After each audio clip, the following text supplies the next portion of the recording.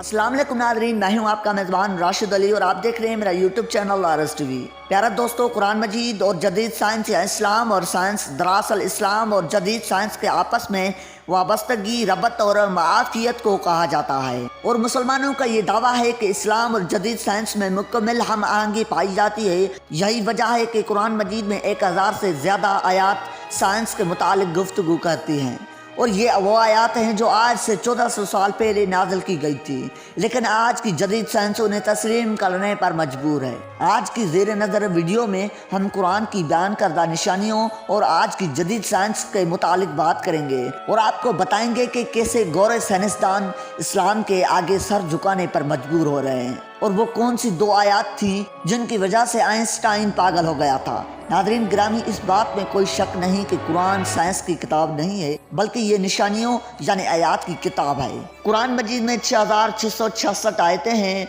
जिनमें से 1000 से ज़्यादा आयतें साइंस के मुतालिक हैं, यानी इनमें साइंसी मालूमात मौजूद है। बिग बैंग थ्योरी के बारे में तो सभी जानते होंगे, जिसके मुताबिक कायनात यानी ये दुनिया इस तरह शक्ल में ज़ाहिर हुई कि पहले ये सब एक बड़ी कीमियत की शक्ल में थी। अजीम धमाका यानी बिग बैंग हुआ, जिसका नतीजा कहकशाओं की शक्ल में ज़ाहिर हुआ। फिर ये कहकशाएँ तकसीम होकर सितारों, सियारों, सूरज और चांद वगैरह की सूरत में आई और इस बात को फल्की तबीयत के माहिरीन वसी तौर पर कबूल करते हैं। इस बिग बैंग का जिक्र कुरान करीम ने इन अल्फाज में किया है। और क्या काफर लोगों ने नहीं देखा कि जुमला आसमानी कायनात और ज़मीन सब एक इकाई की शक्ल में जुड़े हुए थे और हमने ज़मीन पर हर जिंदा चीज़ की ज़िंदगी की नमूद पानी से की, तो क्या वो उन हक़ाइक़ से आगाह होकर अब भी ईमान नहीं लाते? दोस्तों, रब्बे कायनात ने यहाँ तख्लीक कायनात के बहुत बड़े राज से बहुत ही आसान अल्फाज में पर्दा उठा दिया है कि जिनके सवालात के जवाब इंसान बरसों से तलाशता फिर रहा है,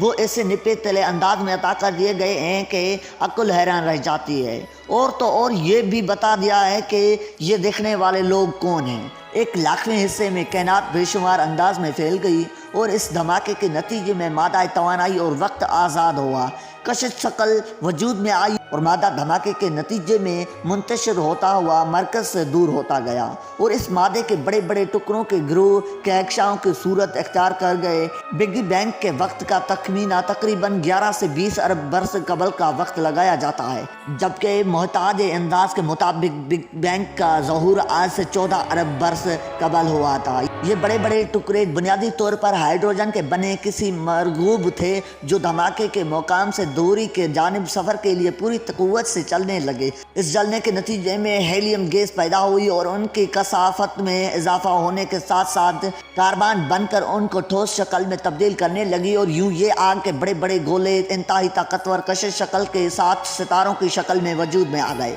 जिनमें से एक सितारा सूरज है जो हमारी ज़मीन का मरकज़ है और उनके कशिश के बदौलत उनके गिर्द छोटे छोटे मादे के टुकड़े गर्दिश करने लगे, जिन्हें हम सियारों की शक्ल में जानते हैं, जिनमें से एक सियारे यानी ज़मीन पर हम रह रहे हैं। प्यारे दोस्तों, 1924 में अमरीकी माहिर तबीयत एडोन हेबल ने उस अमर का मुशाहदाती सबूत फराहम किया था कि तमाम कहकशाएँ एक दूसरे से दूर हट रही हैं, जिसका मतलब ये हुआ कि कायनात फैल रही है। लेकिन ये जानकर आप यकीन हैरान होंगे कि इस बात का जिक्र पहले ही कुरान मजीद में कर दिया गया था। कुरान पाक में कायनात की फितरत और खासियत के हवाले से क्या इरशाद होता है और आसमानी कायनात को हमने बड़े कुव्वत के ज़रिए बनाया और यकीनन हम इस कायनात को वसअत और फैलाव देते जा रहे हैं। दोस्तों, ये आयत पढ़कर आपको हैरत हुई होगी कि एक किताब जो आज से तकरीबन 1400 साल पहले अरब के रेगिस्तानों में नाजुल हुई, अपने अंदर इस कदर साइंसी हकीकत लिए हुए हैं कि इसमें साइंस के मुतालिक हर एक बात दर्ज है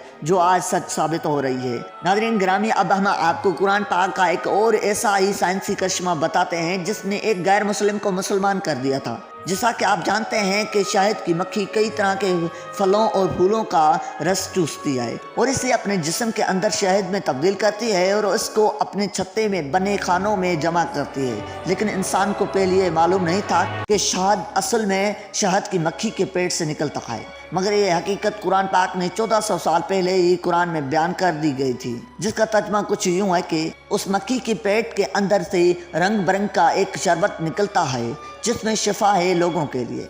اس کے علاوہ سائنس نے حال ہی میں اس بات کا پتہ لگایا ہے کہ شہد میں زخم کو ٹھیک کرنے کا شفا بخش خصوصیات پائی جاتی ہیں اور یہ نرم مرہم جیسی جراثیم کش دوا کا کام بھی کرا کرتی ہے۔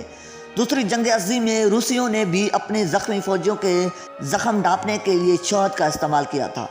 کورول نامی ایک مسیحی رابعہ نن نے برطانوی شفاخانوں میں سینے اور الزائمر نام کی بیماریوں میں مبتلا اور ان ناقابل علاج مریضوں کا علاج پرپولس نامی مادے سے کی۔ اس کے ساتھ ساتھ شہد میں وٹامن کے زخم کو ٹھیک کرنے کی طاقت اور زخم کو پھپھندے نہیں لگنے دیتا، لیکن قرآن میں اس شہد کی تشکیل اور خصوصیات کے بارے میں جو علم دیا گیا ہے اس سے انسان نے نزول قرآن کے صدیوں بعد اپنے تجربے اور مشاہدے سے دریافت کیا ہے۔ پہلے فل یہ سمجھا جاتا تھا کہ درد کو محسوس کرنا صرف اور صرف دماغ پر منحصر ہے، مگر سائنس نے جب ترقی کی اور اس پر دریافت کی تو معلوم ہوا کہ جلد میں درد کو محسوس کرنے والے عکس ہوتے ہیں۔ اگر یہ کھیلات نہ ہوں تو انسان درد کو محسوس کرنے کے قابل نہیں رہتا، لیکن اللہ تعالیٰ نے قرآن پاک میں بہت واضح الفاظ میں درد کے عارضوں کی موجودگی کے بارے میں بیان فرما دیا تھا کہ جن لوگوں نے ہمارے آیات ماننے سے انکار کر دیا ہے انہیں بالیقین ہم آگ میں جھونکیں گے،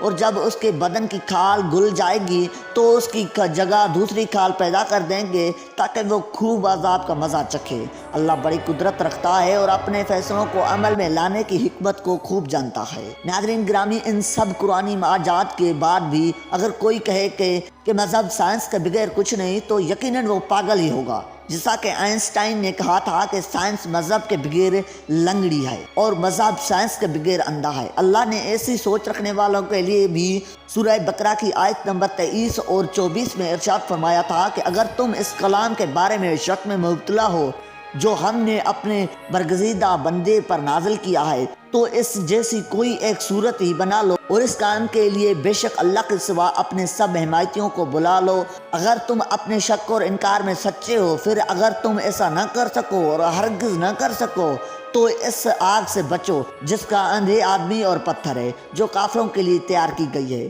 دوستو، یہ آیات اس وقت نازل کی گئی تھی جب لوگوں کو عربی زبان پر بڑا ناز تھا، لہذا اللہ نے ان کو چیلنج دیا کہ تم قرآن پاک سے ملتی جلتی کوئی سورہ پیش کرو، لیکن اللہ کے چیلنج کے بدلے کوئی بھی انسان قرآن جیسے الفاظ پیش نہیں کر سکا اور نہ ہی کبھی کر سکے گا، اور یہی سورۃ بقرہ کی 2 آیات تھی جو آئنسٹائن کے قول کو جھوٹا ثابت کرتی ہیں۔ پیارے ساتھیوں، اس کے علاوہ بہت سی قرآن کی آیات سائنس پر بات کرتی ہیں، مگر ان سب کو بیان کرنے سے ویڈیو بہت طویل ہو جائے گی۔ لیکن ان تمام باتوں کے بعد اس بات میں کوئی شک نہیں رہ جاتا کہ سائنس نے جتنی بھی ترقی کی ہے اس کا قرآن نے 1400 سال پہلے بتا دیا تھا، اور آگے سائنس جو بھی ترقی کرے گی بے شک اس کا بھی قرآن میں بتا دیا گیا ہے۔ بس ہم کو اس پر غور کرنے کی ضرورت ہے کہ یہ قرآن پاک ہمارے لیے ہی نازل کیا گیا ہے۔ ہمارے رب نے اسے انسانی زندگی کا مکمل ضابطہ حیات قرار دے کر ہم سے کہا تھا کہ اس قرآن میں غور و فکر کرنے والوں کے لیے نشانیاں ہیں۔